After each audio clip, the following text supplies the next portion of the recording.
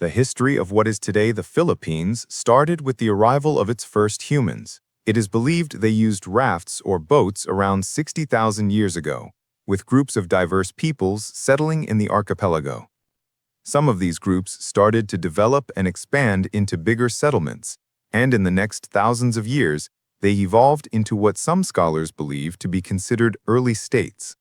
Austronesians and afterwards speakers of the Malayo-Polynesian languages began to arrive in successive waves, beginning about 4000 BC.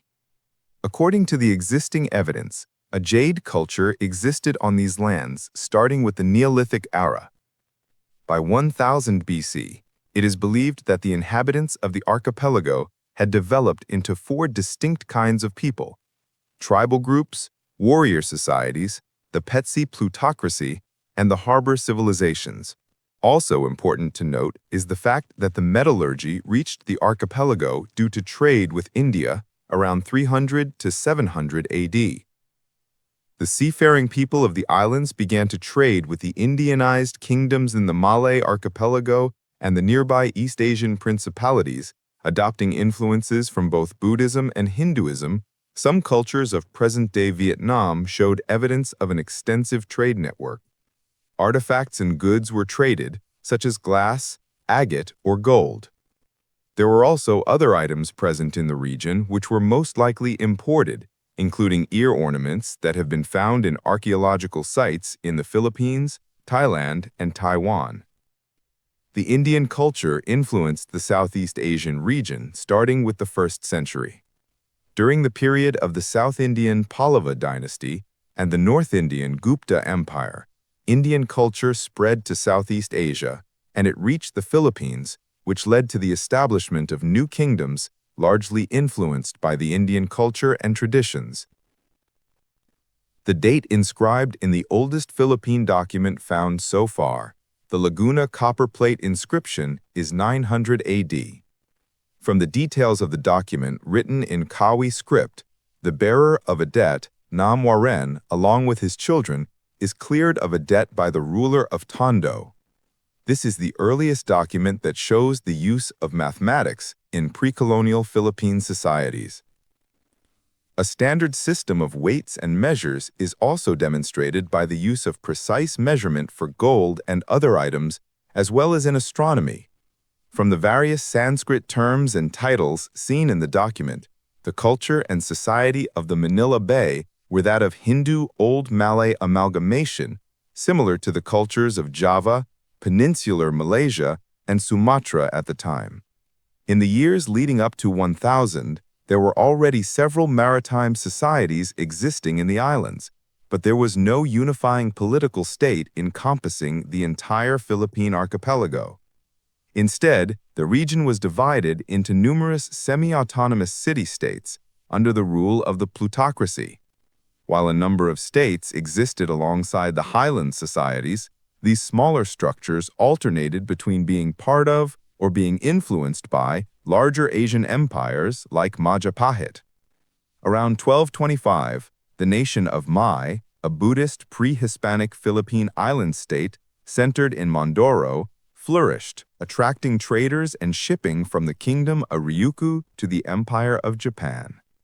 Chao Juqua, a customs inspector in Fujian province, China, wrote the description of the barbarous peoples, describing trade with this pre-colonial state. Its people were noted for their honesty in trade. Much of what is now Indonesia was ruled by the Hindu Majapahit Empire during the 1300s. This empire ruled over Luzon Island and the Sulu archipelago. As more and more influence was on these islands, skirmishes and battles also existed. Some local tribes were waging incessant guerrilla warfare against them. Eventually, the kingdoms of Luzon regained independence from Majapahit after the Battle of Manila, 1365. Sulu also re-established independence and in vengeance assaulted the Majapahit province of Brunei before a fleet from the capital drove them out. The start of the Islamic era in Indonesia set the collapse of the Majapahits as its provinces eventually seceded and became independent sultanates. In 1380, Makdum Karim, an Arab trader born in Johor, arrived in Sulu from Malacca and brought Islam to the Philippines. Additionally, Sharif-ul-Hashem, an Arab-Muslim explorer, established the Sultanate of Sulu by converting its previous ruler, the Hindu king Raja Bagwinda, to Islam, and then marrying his daughter. The Sultanate of Maguindanao rose to prominence at the end of the 15th century. Meanwhile, the religion was introduced to the area by Muslim missionaries and traders from the Middle East, Indian, and Malay regions, who propagated Islam to Sulu and Maguindanao. As before, when Buddhist and Hindu cultures influenced the archipelago, the same case happened with the Muslim culture. Upon the secession of Brunei from the Majapahit Empire, they imported the Arab emir from Mecca, Sharif Ali, and became an independent sultanate. The new religion started to grow roots in the Philippines through conquest and conversion of local leaders. In the next decades, moreover, Islam was further strengthened by the arrival to the Philippines of traders and proselytizers from Malaysia and Indonesia. In 1521, the Spanish reached the archipelago through the expedition around the world led by Portuguese-born Spanish explorer Ferdinand Magellan, claiming the islands he saw for the Spanish Empire. He established friendly relations with some of the local leaders and converted some of them to Roman Catholicism. Because the Philippines are a large archipelago, the Spanish started to explore many islands.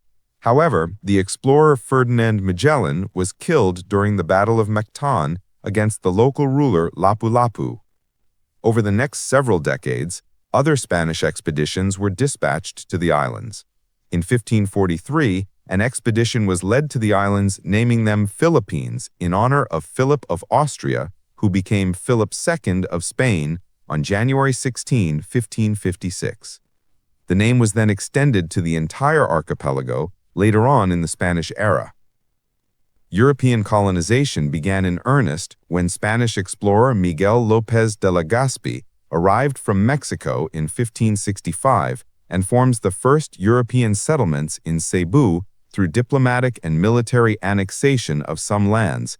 Incorporating local states, including the Kingdom of Tondo, the Spaniards established Manila as the capital of the Spanish East Indies. In 1578, the Castilian War erupted between the Christian Spaniards and Muslim Bruneians over control of the Philippine archipelago.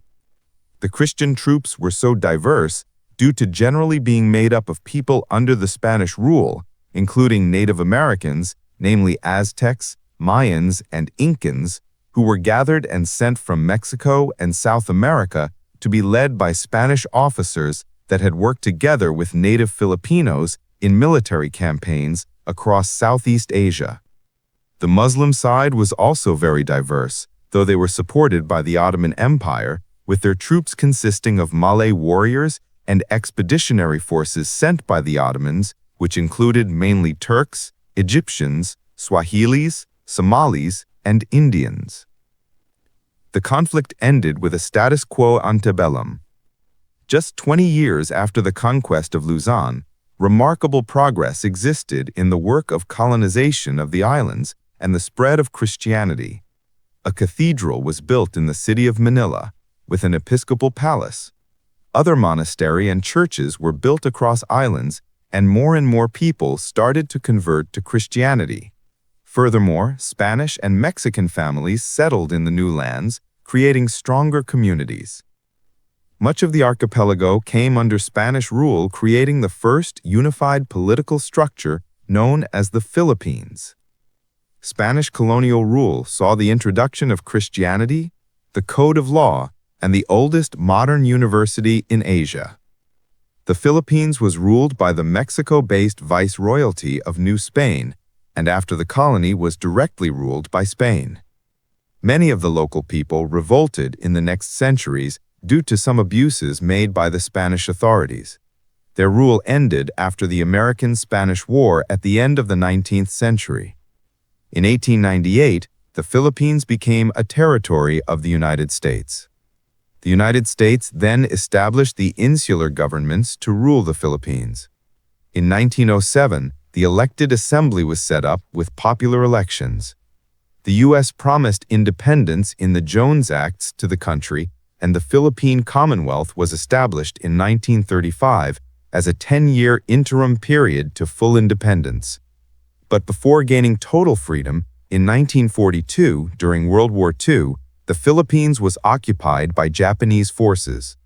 By 1945, the U.S. liberated the Philippines, and the Treaty of Manila in 1946 established an independent Philippine Republic. The period of their independence was marked by internal skirmishes and a smaller period of dictatorship, but also huge progress and development, with Manuel Roxas becoming the first president of the Independent Republic of the Philippines. The United States seceded its sovereignty over the Philippines on July 4, 1946, as scheduled. However, the Philippine economy remained highly dependent on United States markets. Roxas died suddenly of a heart attack in April 1948, and the Vice President Elpidio Quirino ruled the country until 1953. Some communist partisans existed in the islands, but were defeated in the 50s. Additionally, an important event happened in the middle of the 1960s. Ferdinand Marcos took power in 1965 and ruled until 1986.